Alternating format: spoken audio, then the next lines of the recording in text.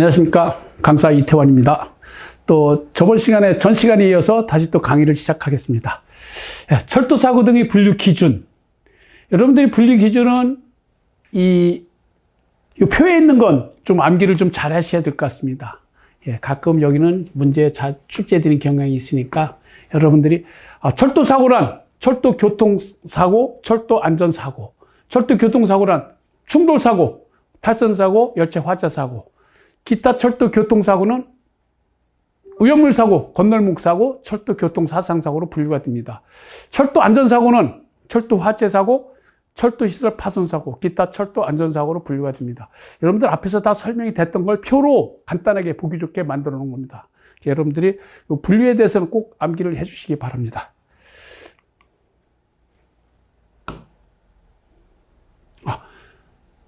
철도사고의 종류에서 운행장애, 사고관 운행장애. 시행규칙 1조 4에 있는 겁니다. 이것도 철도안전법에 있는 걸 그대로 인용해서 해놨기 때문에 여러분들이 법에서 한 번씩 공부했으리라 믿습니다. 관제 사전 승인 없이 정책 통과.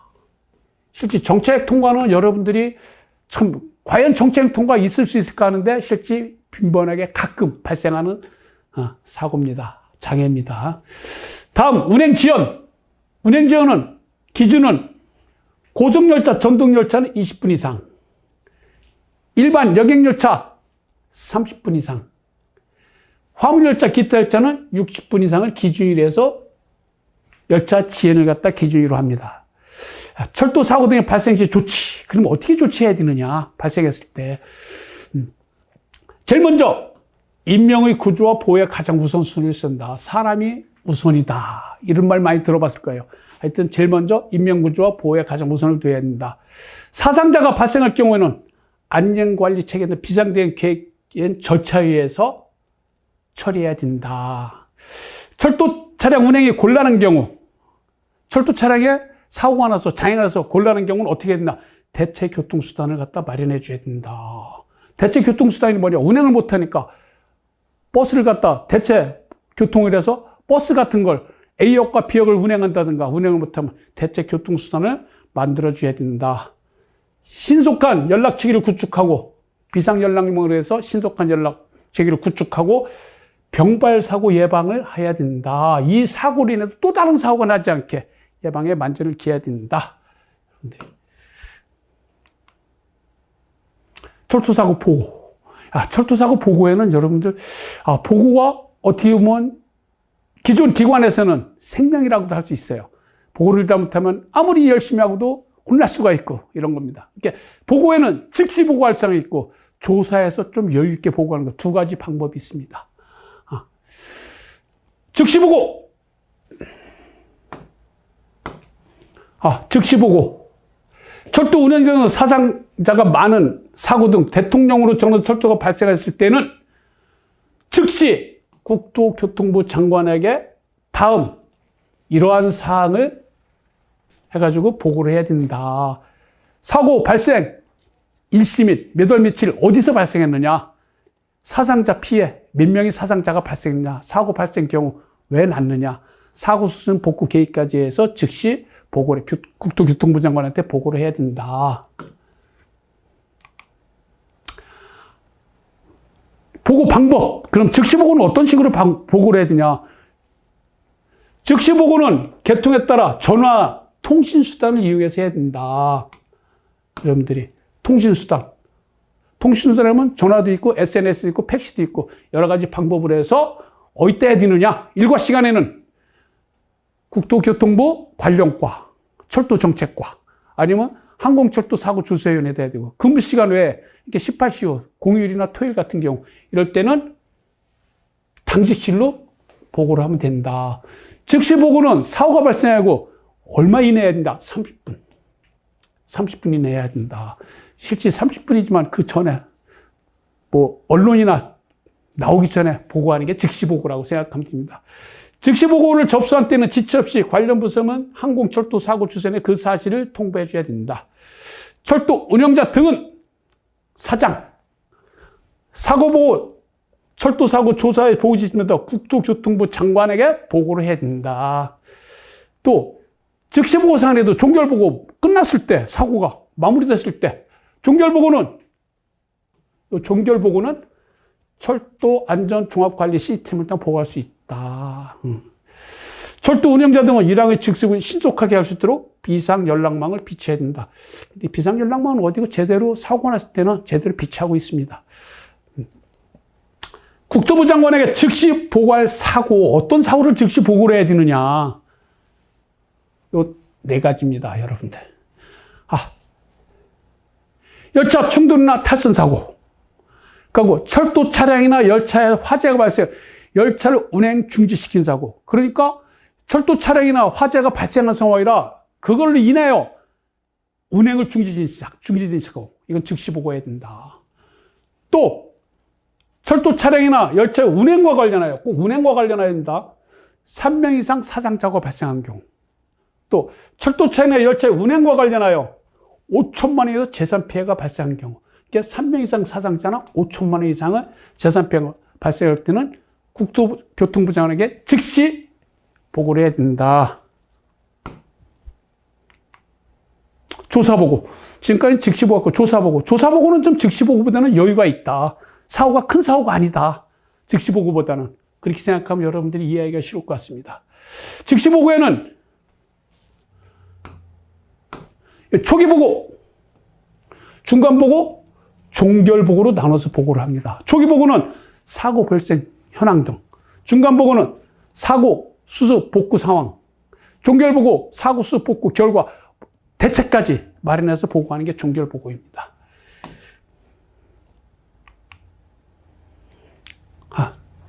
철도 운영자 등이 철도안전법에 따라 사고 운행을 조사해 결과를 보고해야 할 철도 사고 등은 철도안전법 시행령 57조 국토교통부 장관의 즉시보고, 요건 제외한다. 즉시보고는 제외하고 조사보고로 해야 된다.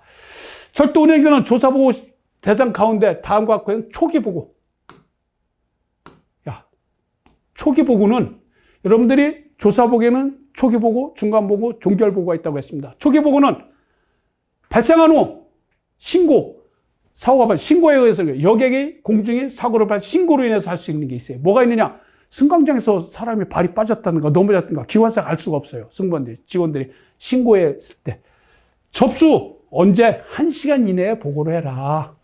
초기 보고는 보호 계통에 따라 전화 등 통신수단을 이용해서 국토교통부 관련과에 보고해야 된다.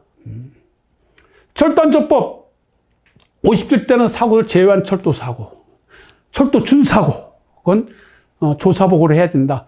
지연운행으로 열차가 지연됐을 때 고속열차, 전동열차는 40분, 일반 여객열차는 1시간 이상. 이런 사고는 조사보고를 해야 된다. 그 밖에 언론 보도가 예상되는 사회적 파장의 큰 사건. 참 언론 보도가 예상된다는 것은 판단하기가 굉장히 어려운 문제입니다.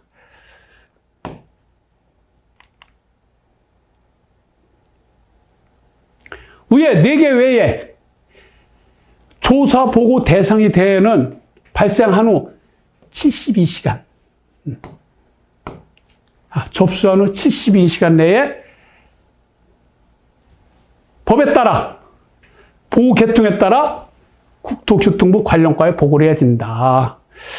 철도 운행 중간보고 및 종결보고는 다음과 같고 해야 한다. 중간보고는, 여러분들이 이 중간보고, 일항의 철도 사고가 발생한 후 별지 1호 서식에 의해서 복구 상황 등을 작성해서 1일 이내 또는 수시로 보고해야 된다. 여러분들 중간보고는, 그러니까 중간보고는 장애가 발생되는 동안에 1일 이내 아니면 수시로 보고를 해야 된다.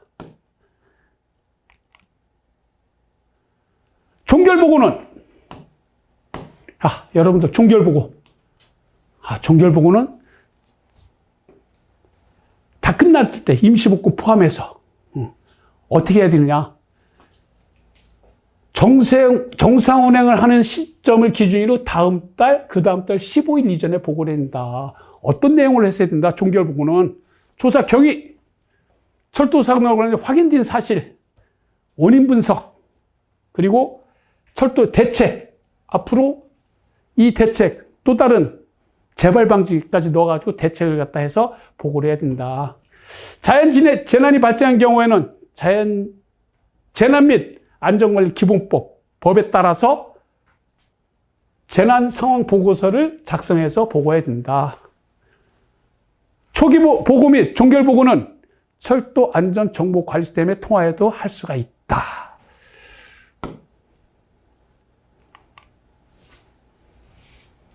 보고에 대한 조치. 국토부 장관은 규정에 따라 보고한 사실이 미흡하다고 인정될 때,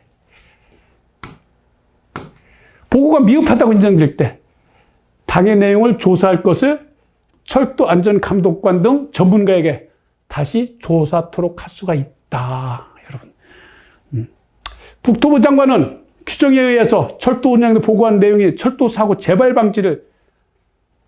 방지하기 위하여 필요한 경우 내용을 발표할 수 있다. 재발 방지. 똑같은 사고가 또다시 나면 안 되니까 이런 걸 또 발표할 수 있다. 관련 내용이 공개됨으로써 개인의 사생활 침해가 우려될 수 있는 것은 공개하지 않을 수 있다. 어떤 거냐? 그건 사고 조사 과정에서 관계자들부터 청취한 진술,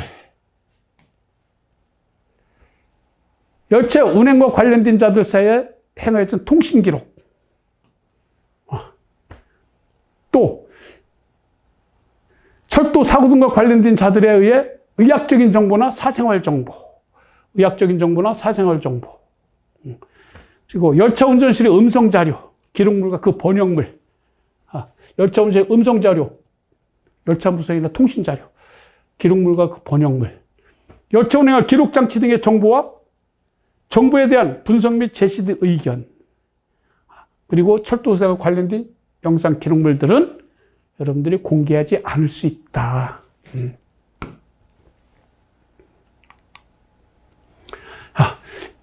둘 이상 기관에 관련된 사고의 처리. 둘 이상 관련된 기관은 여기 좀 제가 둘 이상 관련 기관이라고 예를 들어놨습니다. 이게 둘 이상 기관이라면 여러분들이 이해하기가 좀 어려울 것 같아서 철도공사와 서울교통공사 직통운행구간, 철도공사, 서울교통공사 두 개 기관이 같이 운행하는 구간을 갖다가 둘 이상 기관 관련된 기관이라고 볼 수 있습니다. 어디냐? 3호선과 일산선, 4호선과 과천 안산선. 여기는 뭐냐? 철도공사하고 서울교통공사가 같이 직통운행하고 있어요. 이게 일산선에 서울교통공사 기관사가 전동차를 운행하고 또 3호선에 코레일 기관사하고 전동차가 운행할 수 있는 두 기관이 같이 운행을 한다. 이걸 갖다가 둘 이상의 기관이라고 한다. 관련된 기관. 둘 이상 기관이 철도 사고가 발생할 경우에는 해당 철도 운행이나 공동으로 조사를 진행했다. 같이. 그러니까 서울교통공사와 코레일이 같이 조사를 할 수 있다. 요 구분에 따라서 보고를 해야 된다. 철도사 즉시 보고 및 조사 보고 최초 보고는 어디서 하느냐? 사고 발생 구간을 관리하는 철도 운영자. 사고 발생을 운영자는 뭐냐?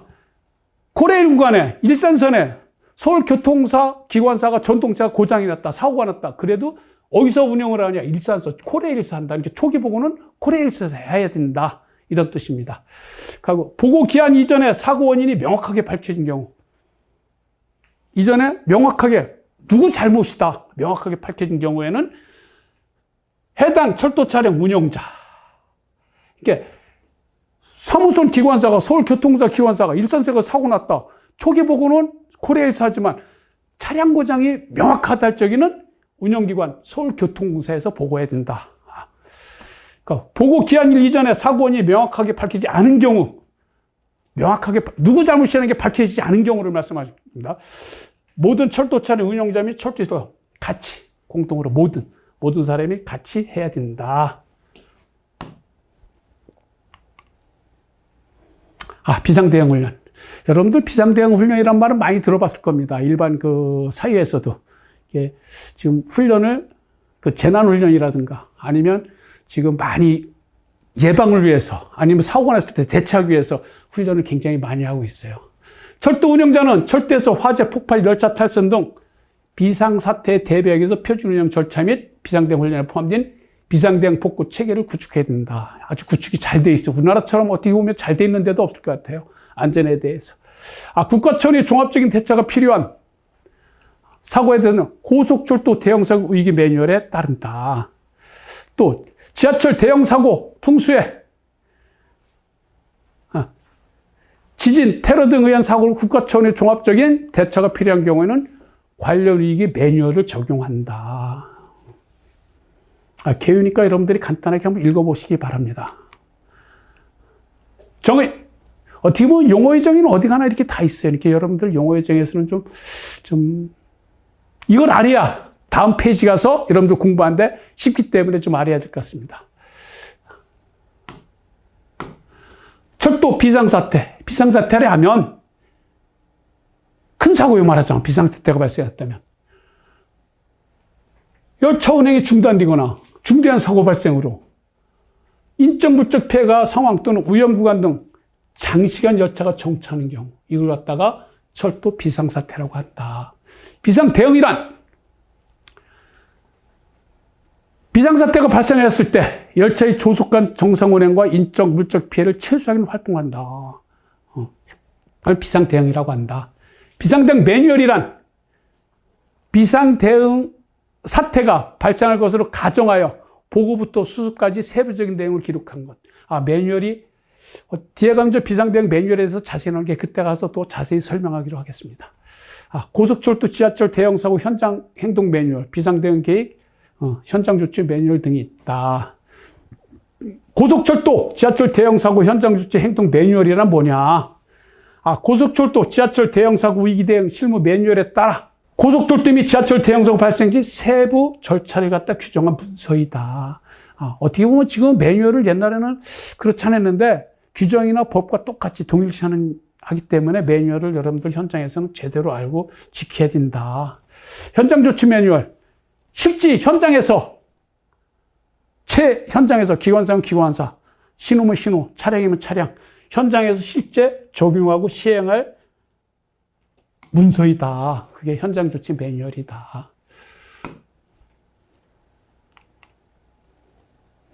철도 사고란 앞에서 좀 나왔을 겁니다. 철도 사고는 용어의 정의에서 법에서 철도 교통사고와 안전사고로 구분한다. 대형 사고란 여러분들 대형 사고를 어떤 걸 대형 사고라고 하냐? 열차 사고로 5명 이상의 사망자가 발생하거나 24시간 이상 열차 운행 중단하는 것을 대형 사고라고 한다. 소속 기관이란 규정에 의해서 지역별 철도물을 담는 지역본부. 지역본부라고 하는 것은 어떻게 보면 각 철도에는 지역본부가 한 15개 정도 있는 걸로 알고 있습니다. 만약에 충청본부, 호남본부, 광주본부 쭉 해서 지역본부.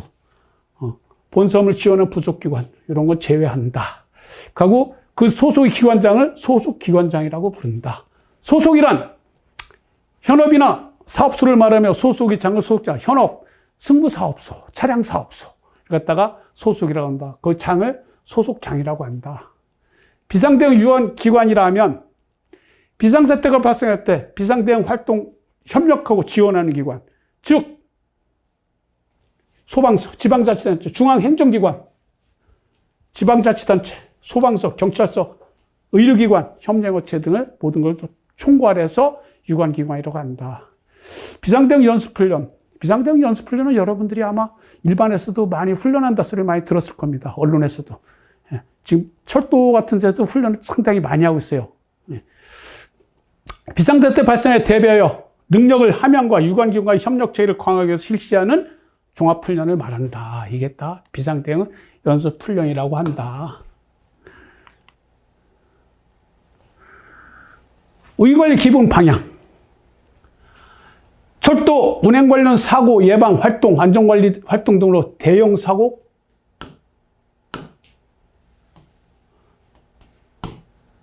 근원적 차단을 하는 거다. 기본 방향은.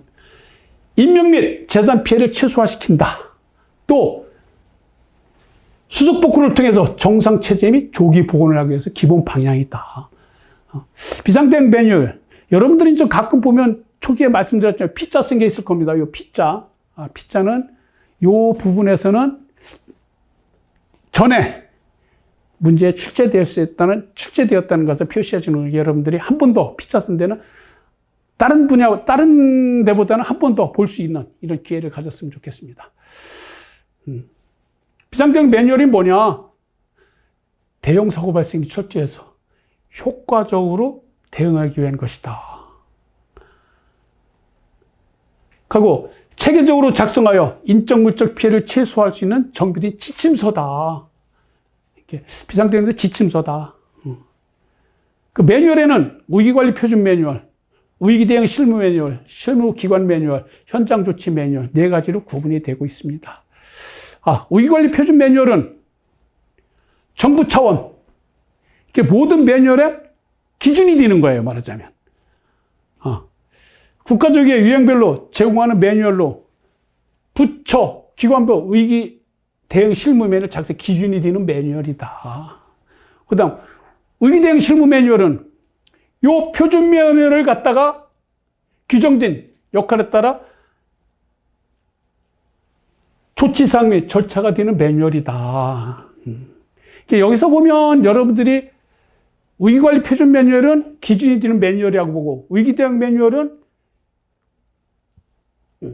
부처 기관별이라고 그랬어요. 부처 기관별. 만약 국토부, 부처 이런 데서 매뉴얼을 말한다.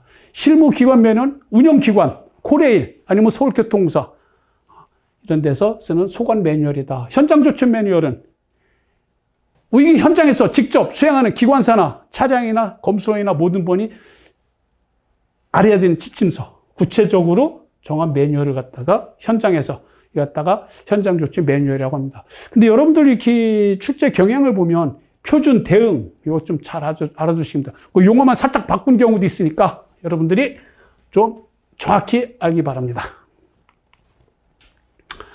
위기관리 활동 단계. 단계는 예방 단계, 대비 단계, 대응 단계, 복구 단계. 그런데 예방 단계하고 대응 단계 발생하기 전입니다. 그리고 가장 중요한 게 예방 단계입니다. 예방이 최고입니다. 대비 단계, 대응 단계, 복구 단계 4단계로 이렇게 나누어져 있습니다. 예방 단계. 위기 요인을 사전에 제기하고 감소시킴으로써 위기 발생에 전 억제하거나 방지하기 위한 가장 중요한 단계이다. 예방 단계. 모든 사고나 장애에서는 예방이 최고니까. 예방보다 더 좋은 거는 가장 중요한 단계이다. 세부 활동에서는 안전시설 및 설비 개선, 보안, 사고인 사전 제거, 교량, 터널 등 철도 운행 관련 취약시설 집중 관리, 철도 안전사고 예방 및 기본 기법 분석 활용, 위기관리 예방 홍보 및 소통 강화 활동이 있다. 세부 활동 내용입니다. 대비 단계.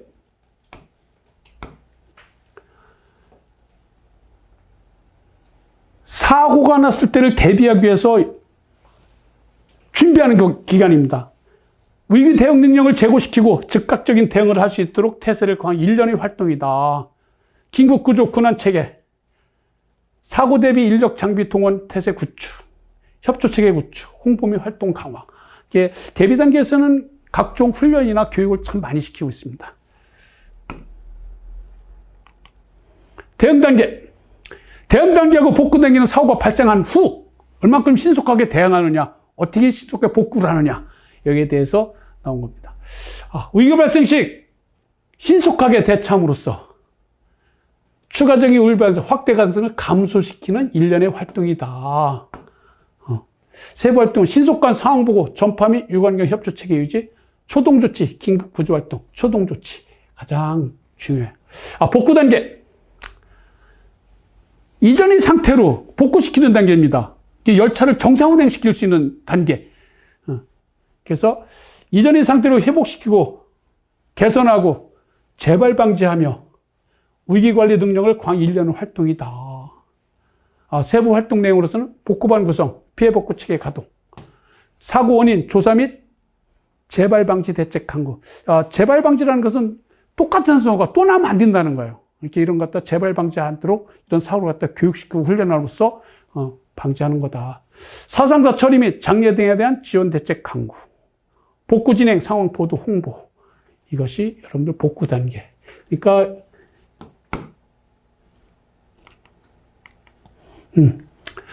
위기관리 활동 단계는 예방 단계, 대비 단계, 대응 단계, 복구 단계로 나누어진다. 그리고 예방 단계가 가장 중요한 단계이다. 예방 단계, 대비 단계는 장애나 사고가 발생하기 이전이고, 대응 단계, 복구 단계는 발생한 후에 신속하게 대응하고 복구함으로써 정상화시키는 단계라고 여러분들이 이해해야 되겠습니다. 오늘 여기까지 강의를 하겠습니다. 감사합니다.